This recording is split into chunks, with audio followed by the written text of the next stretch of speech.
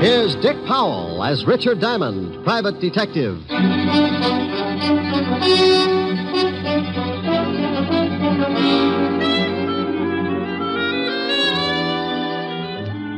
Hello there.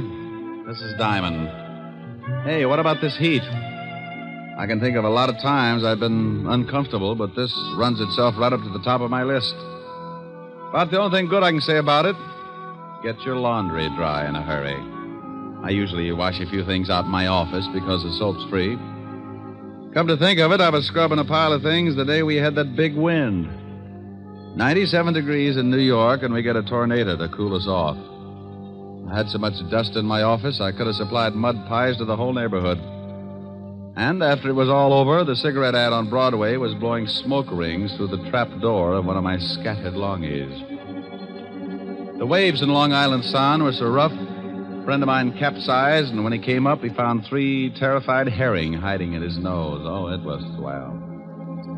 One minute it was so hot you couldn't move, and the next, the 58-mile-an-hour wind was doing the moving for you. Then, to top it off, I got mixed up in one of the grisliest cases I'd ever worked on. It all started one evening. The car was moving down a lonely road, 2 people in it. In a couple of minutes, one of them would be pretty dead. What are you stopping for? What are you doing? Let me go. Get your hands off me. No, help! Please, please.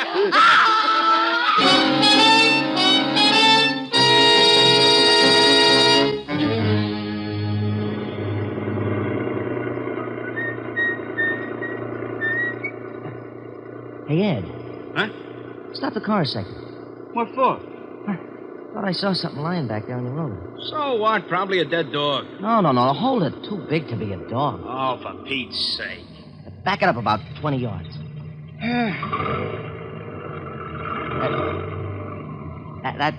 That's good. Okay, where is it? Right over there. Yeah. Hey, come on. Hey.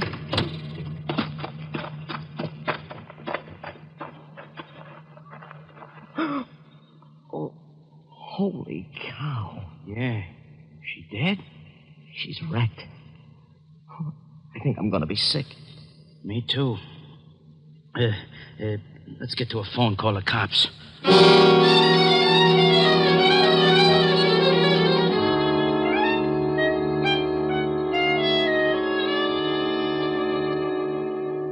Knit 1, purl 1. Knit 1, purl 1. Ah, there, you little fiend. Now, what does it say about the heel? Mm-hmm. Turn the heel. Oh, I dropped a stitch. Now I gotta go back and pick it up again. Yeah? Rick, what's the matter? Oh, Miss Asher? You and your bright ideas. What did I do? You did plenty. I'm a nervous wreck. What from? You remember you said I ought to take up something to keep me busy in the office? Yes. You remember you mentioned knitting? Oh, no. Oh, yes. I've dropped more stitches than the cross-eyed surgeon. You idiot. I was only fooling. Well, I wasn't. I did it up right. Book of directions, enough yarn to wrap up King Tut and all his handmaidens, and 2 of the finest bone needles and gimbals. Now, don't laugh. I was making Francis a pair of screaming argyles. Keep with it, strong heart. You'll win out. Yeah, you darn right. Oh, what I said. Darn. Get it? Helen, are you still there? Yes, Rick. Wasn't funny? No, Rick. Okay, come on over. Let's neck. Yes, Rick. Shame on you. Yes, Rick. Is that all you can say? I love you. And I'll see you about 8. Oh. You don't sound very happy. Well, that's such a long way off. Give you time to make plans. Bye. Bye. Now, let's see. I got to take out 1, 2, 3, 5 rows. Yeah, what is it? Rick? Oh, how are you, Walt? Very unhappy. You should see me. I got to take out 5 whole rows just to pick up 1 lousy stitch. What? No, forget it. What are you unhappy about? I'll tell you about it when you get down here. The 5th Precinct's 20 blocks. Can't you give it to me over the pipe? I wouldn't ask you if it wasn't important, and I'd rather not say anything over the phone. Okay. Stop making like Portia facing life. I'll be down as soon as I finish this heel. Heel? Yes, if you must know, I've taken up knitting. Coming from you, I am unmoved. I don't care if you're building Sergeant Otis a fur-lined money belt. Get down here as fast as you can. All right, Walt. But you'll be sorry when it starts getting cold again, and I won't knit you a sweater to cover your little old blue stomach. Oh. Bye, Walt. Getting Walt's goat was a sport with me, and whether he'd admit it or not, he got a kick out of it, too. Sometimes I wouldn't stay on the rib as long as I usually do, but that was only because Walt always starts sounding just a little bit worried. Then I know it's time to lay off and get serious. Don't misunderstand me. I never lay off entirely, and I never get completely serious. Those are two habits that don't help find the solution any quicker. They just fit you with a mess of ulcers, and you still end up too worried and too serious. I closed my office and headed for Walt's precinct. When I walked in, I spotted Sergeant Otis leaning back in his chair with his number 12s resting on the desk. Hello, Otis. Well, how's the big private detective today? Just fine, Otis. And how is the flash of the 5th Precinct? Don't you worry about me, Diamond. I'll get along. Better go on in and see the lieutenant. He wants to see you. Hey, what's it about, Diamond? You need someone to help you from the police force? You know, Sergeant, you've got a fine head on your shoulders. Well, I'm glad you noticed. The one under your arm isn't so bad either. Hello, Walt. Rick, why don't you leave that poor guy alone? After you leave, he comes running in here and cries all over my desk. Otis? He wouldn't shed a tear if he was standing in an onion warehouse watching his grandmother set fire to herself. Yeah, well, give him a rest for a while. I got a big problem I want to talk to you about. All right, Walt. What's on your mind? Well, I don't know quite how to give it to you. It isn't strictly kosher for the police force to go around asking for help. Now, wait a minute. I don't want any apology routine. If you want a favor, you came to the right boy, and you know that goes without saying. Yeah, I guess I do. But this is a pretty big favor, Rick. The commissioner's on my back. So is everyone else that's got anything to do with this city's government. Sounds rough. What did they do? Find out you were hiding a chimpanzee in a cop's uniform and calling him Sergeant Otis? Oh, now be serious for a second, Rick. Sure, if you'll get to the point. All right. I guess you've been reading about these homicides we've been having for the past 3 weeks. Yeah, pretty messy. Well, the powers that be say salve them or turn in my badge. Oh, well, now, wait a minute. Don't they know that this is the toughest kind of a killing? The killer's obviously got a lot of screws loose, and a maniac doesn't need a motive to kill. Don't those swivel chair bigwigs know that a crime without motive is the toughest job in the world to crack? Sure. They know all that, but the public and the press is yelling its head off, so the pressure is on. Well, what do you want me for? You've got one of the best departments in the state. When you were on the force, it was the best department in the state. Now you stop that. Then stop twisting my arm. What do you want? I want help. I've got to crack this case by next week, or I'm out of my ear. You're the best detective we had on the force, and you're the best private gumshoe in the city. Oh, that's better. Now, what about these killings? Each time they find some dame looking like the last of a hamburger sale. Oh, excuse me a minute, Rick. Yeah? Lieutenant? No, Jack the Ripper. What do you want, Mallet Head? We just got a report from a guy out in the River Road. Another one of them butcher killings. What? Yeah, some dame all hacked up and lying beside the road. Okay, get the car out. I'll meet you downstairs. Oh, did you hear that, Rick? Mm-hmm. Well, come on. You want me along? Of course. I can brief you about the whole setup on the way over. Oh, I don't know whether it's such a good idea to get mixed up in this. Why not? Well, it looks like whoever gets close to this killer doesn't have much of a future. Well, you can't live forever. Oh, aren't you the sweet one? No, that's not what's worrying me. Well, what is then?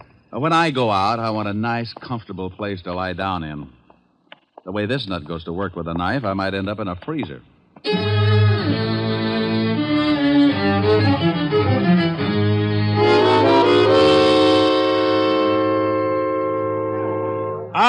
All right, everybody's back. Go on through, Lieutenant. Show him your biceps, Otis. How did all these people get out here? This is 10 miles from anything. Someone must have heard me call the police. When I left the phone booth, the whole crowd followed me out here. Who are you? My name's Ed Cody. Me and my friend here found the body. Where is it? Right over here, Walt. Well, how does it look? The way you thought it would. Oh, Otis. Yeah, Lieutenant. Yeah, here's your bicarb.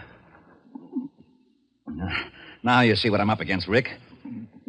Pardon me. This is the third killing like this in 3 weeks. Oh, I don't feel too good. Let's walk over this way. Yeah. Cody, you and your friend come along. We want to ask some questions. Yeah, okay. Well, whoever the guy is that's pulling these murders is a complete lunatic. Are they all like that, Walt? You should have seen the last one. How'd you guys happen to spot the body? Oh, well, I saw it first, and I told Ed here. Yeah. We were just driving along when Mac spotted something lying beside the road. I backed her up, and we got out. I saw what it was. I left Mac here, went back to town to call you. What's your full name, Mac? McCarthy, John McCarthy. Okay. What are you doing, Rick? Looking at the road. Hey, that's your car up there, Cody? It's Mac's. I was just driving. You went ahead how far? Oh, I'd say about 20 yards. Then we backed up and left the car where you see it now. You won't find much even if the road is soft. Their car and any other car would have blocked out the killer's tracks. Maybe he didn't use a car. Maybe he walked her out this way and then killed her. No, this place is 10 miles from anything. He drove, all right. This crowd has ruined any footprints for sure. Oh, here come the boys. Come on, Rick. As soon as they start examining things, we can get back to the station. Yeah, I want to go through the whole file on the last 2 killings. You won't find much. Well, a change of reading never hurts anyone. I'm getting tired of reading those dime novels. Too bloody.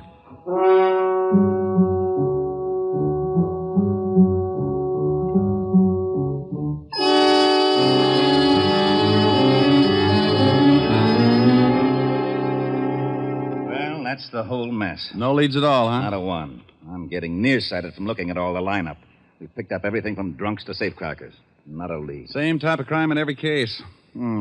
This killer's got a crazy streak as wide as Broadway. Oh, wait until the commissioner hears about this one. Walt. Yeah? Give me a pencil. Now, tic-tac-toe is out. I got a headache. Stop waving your gills and give me a pencil. Here.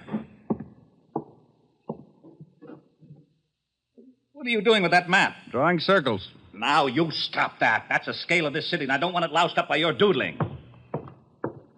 Look at that. So you make a dandy circle. Thanks. What's it for? How should I know? You drew it. Drew what? The circle. Wasn't that a little foolish? Of course it was. That's what I'm yelling about. Well, that's bad for you. What is? Yelling. I know it. I thought you said you didn't know. Know what? About the circle I just drew. What circle? The one on the map. That's what I was yelling about. Why? You didn't draw it. I know I didn't. You did. What for? How should I know? You're a policeman. What in blazes has that got to do with it? You were a rookie, weren't you? Of course I was. You worked your way up to sergeant and then to head of the homicide, didn't you? You know very good and well I did. Wasn't it a little tough? You bet it was. I pounded the beat for 4 long years. Did it by the sweat of my brow. Now, wait a minute. How did we get into this? You asked me about this circle I drew. I did? Yes, Walt. But you didn't know what it was for. Oh, yeah. What is it for? It's for you. Like it? Yeah, it's not bad. Oh, I knew it. You lowlife, you conniving, dirty, underhanded louse. You always do this to me. I think you sit around nights and pull the wings off of flies. Moths. All right, moths. Sit around and dream up little monstrosities to pull on the police force and use me as a guinea pig. Right, guinea pig. You call me, Lieutenant? No, get out of here, you idiot. Yeah, Lieutenant. Diamond, for once I'm going to find out what's at the end of this merry-go-round. I want to know about that circle. And I'm going to get it out of you if I have to shove that map down your throat. Just who do you think you're talking to? Huh? This happens to be the commissioner, Wilson. Oh, not you, Commissioner. Are you on the down there? Oh, yes, Commissioner. I'm the commissioner of this district, you understand me? Yes, Commissioner. Now, you been standing. What did you find out? Well, I just went out and looked at the body. Well, if you don't get some action pretty soon, I'm going to have to put somebody else on because everywhere you've been in this room, Yes, but... I can't see any reason. But... Your motor's running. You shut up. No, Commissioner, somebody else. All right. Yes, sir. Get in this right away. Fast. Yes, sir. Now go through it and don't let me see you until you get something. Yes, sir. Oh, Who was it? I am not talking to you. Don't you want to know about the circle? No. Fine. When I was looking over the reports on the killings, I noticed something. You don't say. Say what? Okay, if you don't want to play, be a sorehead all your life.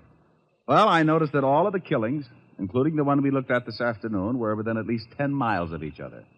And the first one, this one right here, was exactly in the other direction from the last one. Bully for you. No, it's nothing.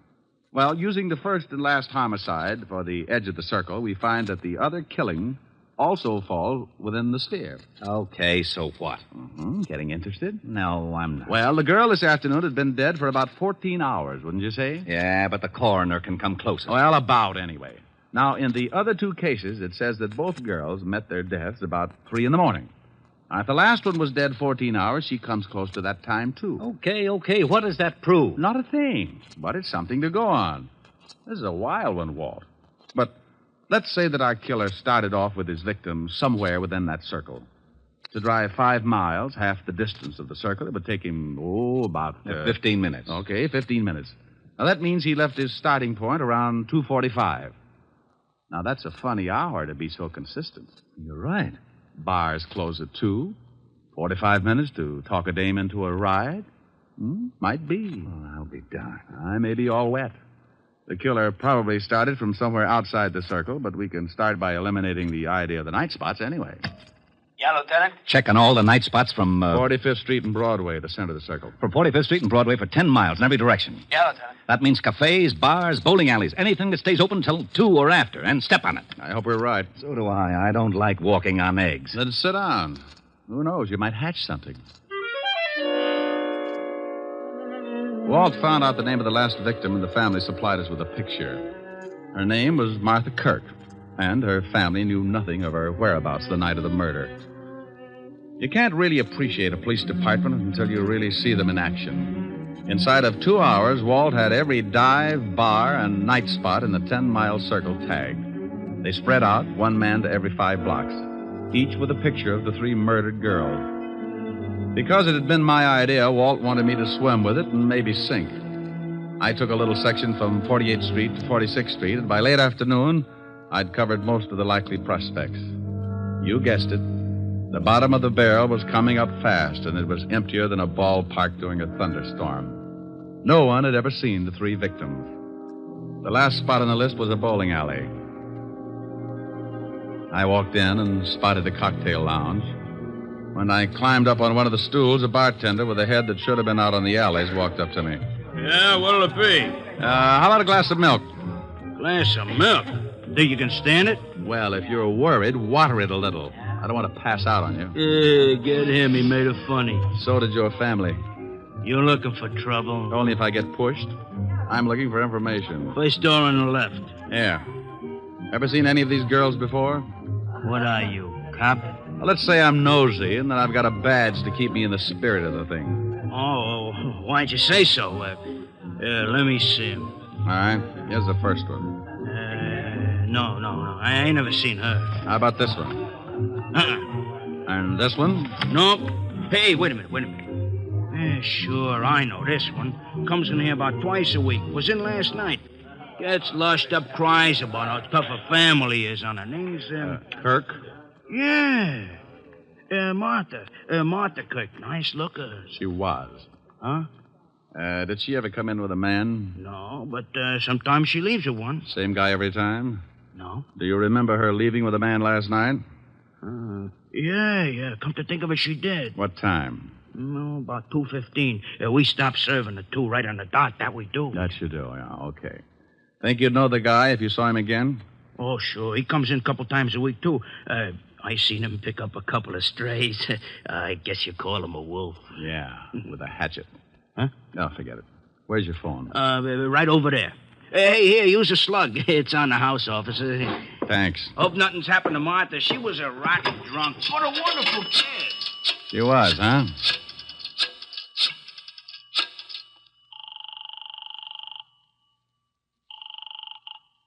Fifth Precinct, Sergeant Otis. Otis, let me speak to the lieutenant, and if you crack just once, I'll come over there and shove your head so far down you'd have to untie your shoelaces to cough. Okay, Diamond. You don't have to get nasty. Lieutenant Levinson. You can forget about retiring, Walt. You got something? Yeah, looks like. What did your boys turn up? Nothing yet. What is it, Rick? Don't play games now. Get over to 47th and 9th, the bowling alley in the middle of the block. I'm in the bar. Want me to bring the boys? No. This is one we've got to play quietly. I don't want to scare our ghoul off. I'll be right down. Hey, what about that milk? Huh? Oh, yeah, coming up. Hey, is there going to be a pinch? There is, Buster. There certainly is.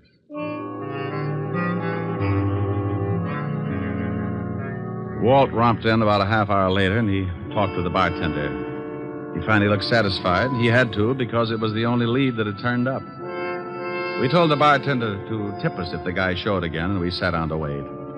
Maybe my rabbit's foot started thinking it was back with the quartet because around 1 a.m. it started kicking. The bartender gave us a nod just as a big guy wandered in and sat down at the bar. He weighed in at about 220, and his clothes were sloppy. He ordered a drink and started eyeing a cute little number sitting at the other end of the bar. Let's take him. Hold it, Walt.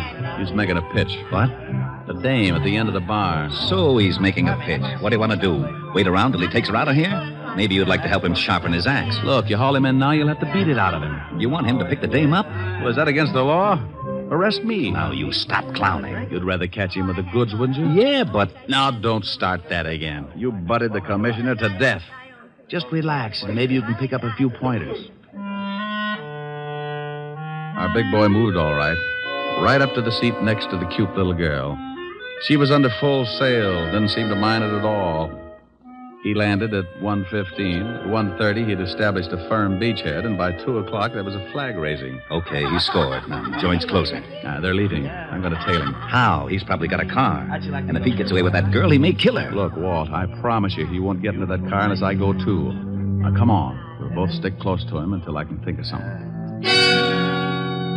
We followed the man and the girl outside and walked a few yards behind, making like we had a little load on.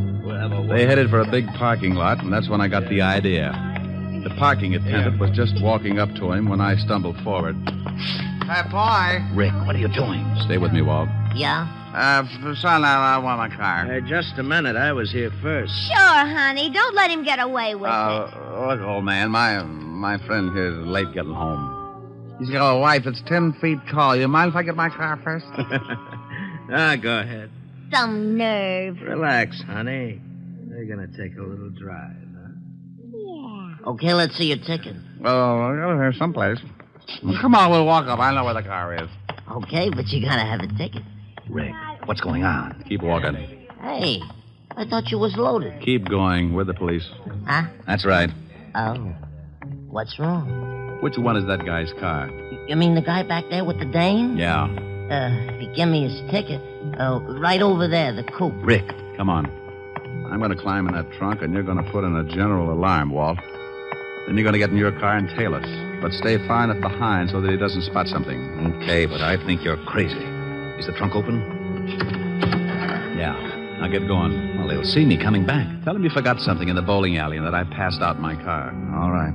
And, son. Yeah? Don't let on that anything had happened. We think that man is a killer. Oh. I squeezed into the trunk and waited. About 2 minutes later, the Lovebird showed up and got in the front seat. We rode like that for about 15 minutes, and it wasn't bad until we hit the dirt road. Then my inside started bouncing around like a pound of rice in a wind tunnel. We drove for about 10 minutes more and came to a stop. I raised the trunk just enough to get some fresh air and listen. I didn't want to climb out because they'd feel the movement up in front. I was sure they could hear my breathing. What are we stopping for? Well, I just wanted to look at the pretty scenery. How can you? It's too dark. I can see you, baby. You're nice. Thank you. So, are you? They went on like that for another half hour, and I started thinking I'd picked the wrong guy. Then the conversation changed. What's the matter? What's so funny? Don't you know? No, and I don't like the way you're acting. Women. That's what's funny. They're all the same. Huh? Just like my wife. She was like all the other women. Hey, let's get out of here. You're talking funny. Funny? Yeah. See a man and you like him. Any man. You're all alike. Now you stop that. I just came along Come because... here. No, you let me go. You ain't no different. Come here. No, stop that. Let me get out of the car. Sure. Go ahead. I don't want no blood stains on the seat anyhow. Go on, run. I'll catch you. That tore it right down the middle. I rolled out and didn't forget to take my .38 along. I spotted him in the moonlight, moving after her like a big animal. He was laughing. I could see something in his hand. It was a knife. She tripped and fell, and he moved in. She gave me goosebumps bigger than grapefruit. When he was nearly on top of her, I closed in. Okay, hold it! Help! Help! You shut up! Drop the knife! I'll kill him! I'll kill her like the red one! I'll kill her, too.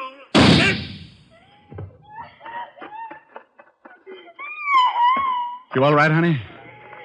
No. Just take it easy. Take it easy. It's all over. I'm so glad you got here. Come on now. Let's get back to the car. Easy. You sure you're all right, dear? You know something? No, what? I think that man was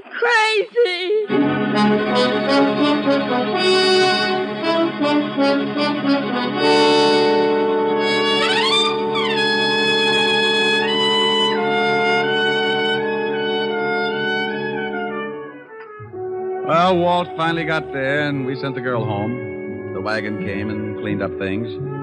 I found out later that Walt was blessed by the commissioner, and I got an assist. I needed calming down, so I stopped off at 975 Park Avenue, the home of the best remedy for bruised nerves I knew of. Oh, good evening, sir. Good evening, Francis. Is Miss Asher in? Yes, sir. She's in the study, knitting. Knitting? Knitting. Thank you, Francis. One, pearl, two. Next one, pearl, two. That's like taking stupid pills. Rick. Hello, baby. Oh, look what I've gotten into. I'm a nervous wreck. I'll let her teach you. What are you building? Well, it was going to be a surprise for you. Oh, a whole suit. Oh, silly. Ricky. Yeah? I need relaxing. You need relaxing. Oh, swell. Ricky, come here. I know just the thing. No, come over here. There's an old spinning wheel in the parlor, spinning dreams of a long, long ago. Ricky! Well, what's the matter, dear? What about this? Cruising down the river on a Sunday afternoon. Ricky. With one you love, the sun above, waiting for the moon. Ricky. The old accordion playing. Ricky. A sentimental tune. Rick! Oh, honey, what's the matter? You can sing later. Oh. Please. What is it, really, baby? Come here. Oh, you know something? What? I may never sing again. Okay.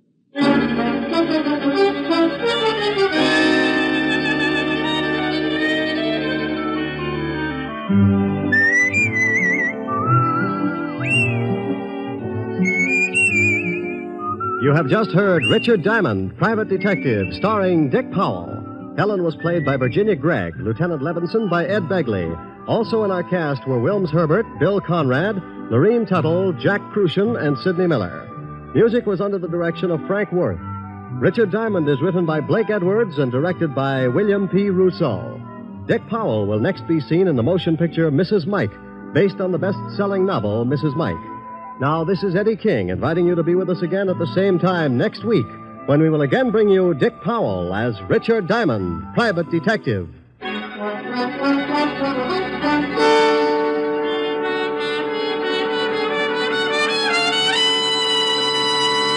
This is NBC, the national broadcasting company.